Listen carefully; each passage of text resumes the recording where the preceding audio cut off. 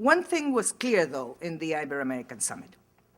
Policies on adolescents and youth in the Latin American region, and I want to refer to it, are beginning to take shape, and progress has been made. One could not acknowledge that progress has been made, for example, in secondary education or in access to technology.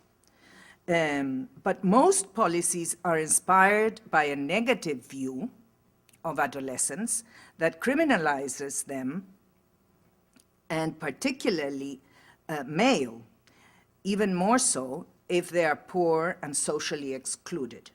There is a strong tendency in the region now towards a neoconservative view of civil security, one would say in English, seguridad ciudadana, we say in Spanish, evidenced by an increase in the number of countries that are reducing the age of criminal responsibility and increasing the harshness of judicial sentences to juveniles whenever preventive or protection systems fail.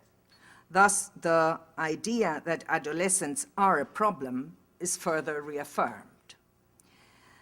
Whether we are focusing on adolescent girls or on boys, two principles need to provide the foundation for policymaking. The first, an explicit and positive recognition that adolescents need to be perceived, valued, and respected as subjects of rights, able to contribute to society's development and to their own. The second principle, adolescents know their needs and their priorities and can participate actively in decisions and policies that affect them.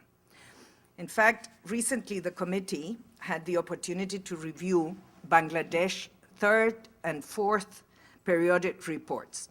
And in doing so, we came across an alternative report. You know, the committee receives the state report, but it also receives alternative reports from NGOs and from UNICEF and from other international organizations.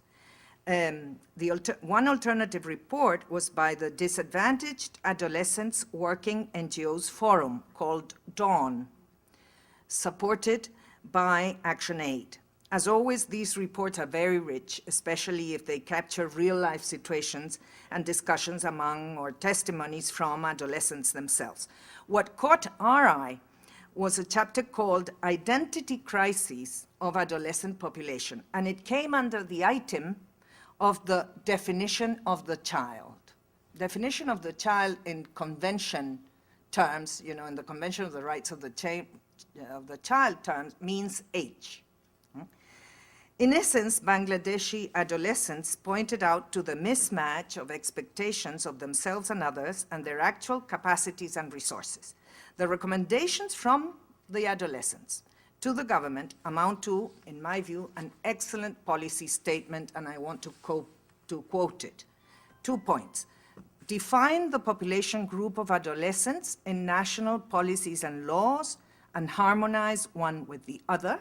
So define the population group of adolescents from a public policy point of view. And secondly, take necessary measures to give an identity to adolescents as a distinct population group, provide them with necessary support, and facilitate their participation in relevant stages of decision-making and implementation of different interventions that promote their potential so that they are able to contribute to the national development process, unquote.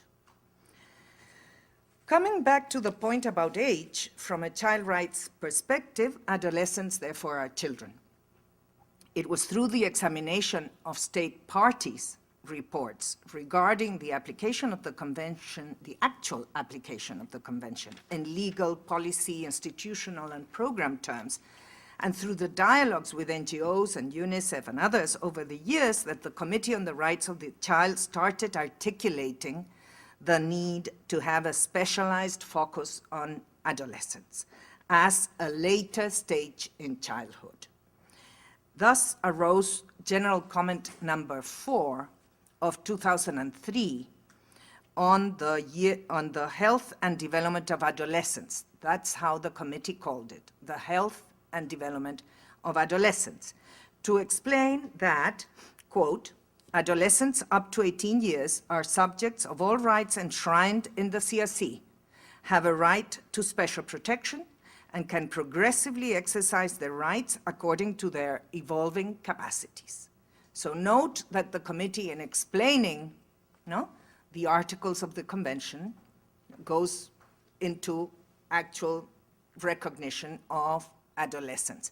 Although, and it says up to 18, although it doesn't establish a minimum age, because obviously, it depends very much on the countries and the cultures and the regions.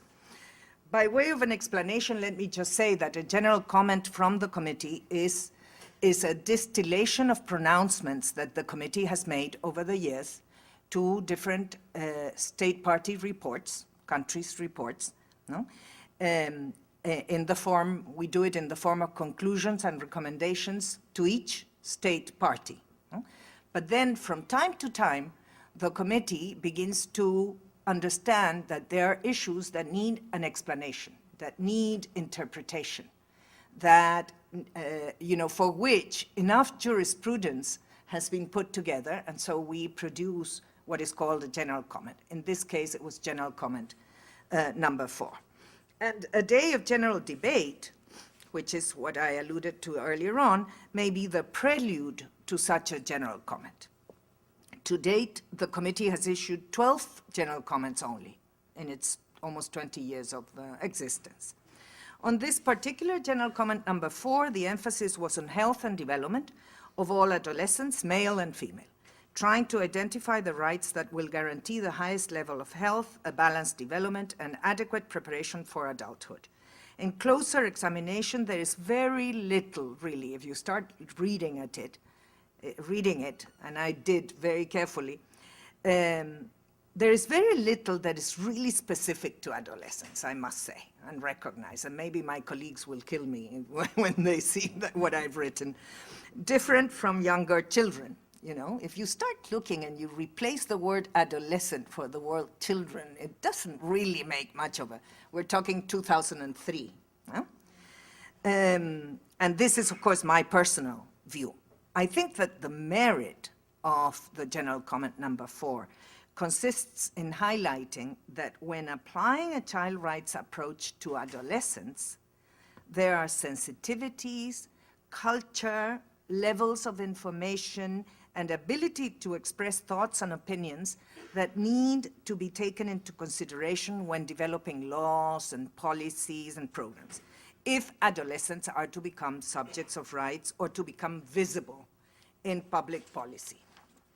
When it comes to adolescent girls, the general comment does not go beyond what had already been established in its day of general debate in 1995, which had very forcefully stated that girls are simply human beings who should be seen as individuals and not just as daughters, sisters, wives, or mothers, and who should fully enjoy the fundamental rights inherent to their human dignity.